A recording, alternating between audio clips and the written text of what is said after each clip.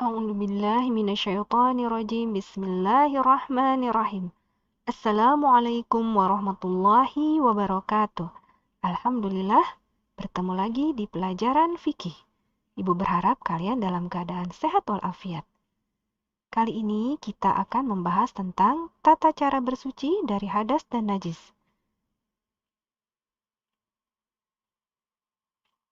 Yuk kita review lagi, kita ulang lagi pelajaran yang lalu. Toharoh artinya bersuci atau membersihkan diri dari hadas dan najis. Taharoh atau bersuci ini dilakukan agar seseorang diperbolehkan mengerjakan suatu ibadah, misalnya sholat, tawaf, atau iktikaf. Lalu kita lanjut dengan pengertian najis. Apa itu najis? Najis adalah sesuatu yang kotor. Jika zat atau benda yang dianggap najis berada di tubuh atau di suatu tempat, maka harus disucikan dulu sebelum digunakan untuk beribadah. Cara membersihkan najis berbeda-beda, tergantung dari jenis najis dan kotorannya. Najis itu tidak membatalkan wudhu, cukup dihilangkan saja najisnya. Jika terkena najis ringan atau najis mukhaffafah, cukup dipercikan air saja. Contohnya adalah air pipis dari anak bayi yang masih diberi ASI dan belum diberi makanan apapun. Yang berikutnya adalah cara membersihkan najis sedang atau mutawassithah. Dibersihkan zatnya sampai hilang bau, rasa, dan warnanya. Contohnya dari kotoran manusia, kotoran binatang, darah, nanah, muntah, khamar yang memabukkan, dan juga dari bangkai. Cara membersihkan najis berat atau mughaladhah yaitu disucikan dengan cara dibasuh dengan air sebanyak 7 kali. Salah satunya menggunakan tanah. Nah, itulah tadi bagaimana tata cara bersuci ketika terkena najis. Kita lanjut yuk, bagaimana tata cara bersuci dari hadas.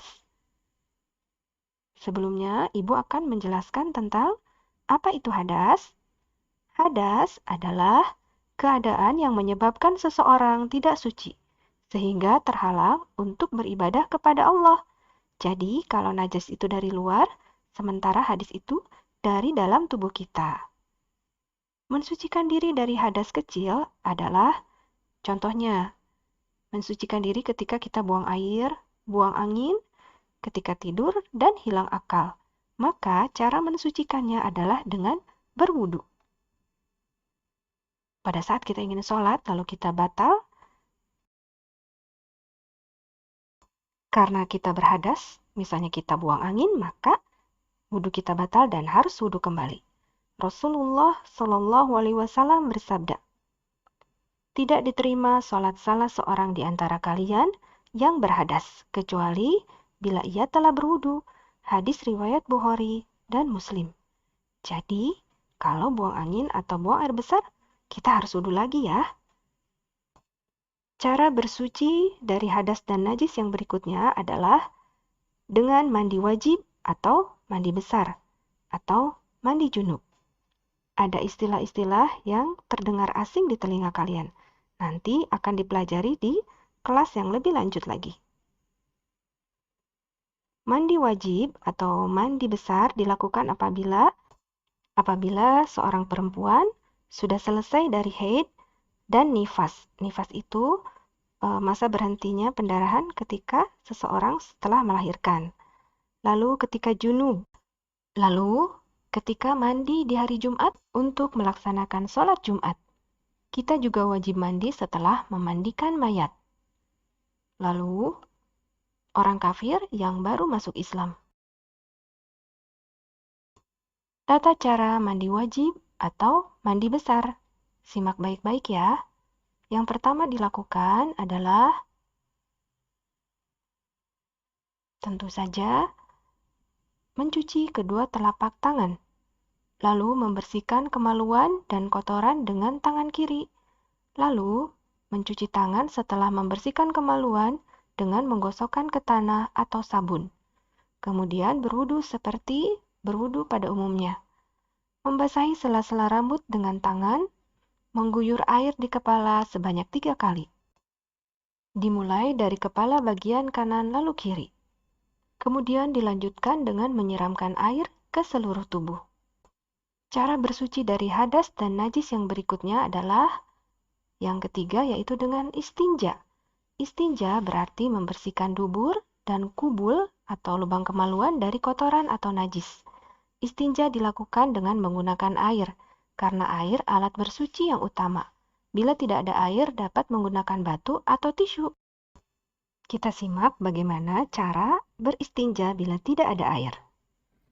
Serial fikih dari Rumaiso. Bagaimana cara membersihkan kotoran setelah buang hajat sementara tidak ada air? Hadis dari Salman. Ia berkata bahwa ada yang bertanya padanya, apakah Nabi kalian mengajarkan segala sesuatu sampai dalam hal buang kotoran? Salman menjawab, iya. Nabi kami SAW telah melarang kami menghadap kiblat ketika buang air besar ataupun air kecil. Beliau juga melarang kami beristinja dengan tangan kanan, melarang beristinja dengan kurang dari 3 batu, dan juga menggunakan kotoran dan tulang. Yang boleh menggantikan air untuk membersihkan kotoran buang hajat harus memenuhi syarat bendanya suci, bisa membersihkan atau mengangkat kotoran, bukan sesuatu yang berharga atau dimuliakan, seperti istinja dengan makanan atau dengan ekor hewan. Jadi, diperbolehkan menggunakan tisu toilet untuk membersihkan kotoran setelah buang hajat. Serial fikih dari Rumaiso. Jangan lupa kunjungi rumaiso.com, update setiap hari, insya Allah. Nah, itu tadi cara beristinja bila tidak ada air. Yang keempat adalah cara membersihkan dari hadas dan najis adalah dengan tayamum. Tayamum adalah bersuci dengan menggunakan debu. Tayamum adalah pengganti wudhu, dilakukan ketika tidak ditemukan air atau dalam keadaan sakit. Yuk kita lihat tata cara tayamum. Simak baik-baik ya. Tepukan tangan di media untuk tayamum. Baca basmalah. Bismillah. Tiup tangan jika debu terlalu banyak. Usapkan ke wajah sekali. Disambung dengan mengusap kedua tangan sampai pergelangan tangan sekali. Demikian tadi tata cara tayamum, semoga bermanfaat dan dapat diamalkan.